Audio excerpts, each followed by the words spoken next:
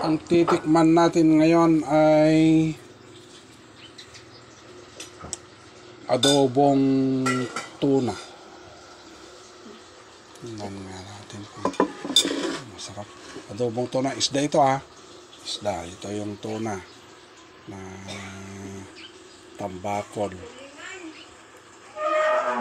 Tambakol, skipjack tuna. Ito English na.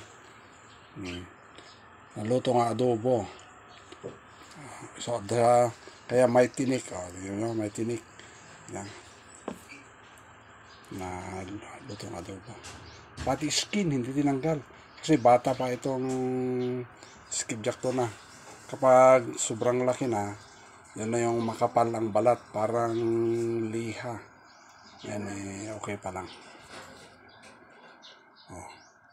Imukbang ko kung may hanin.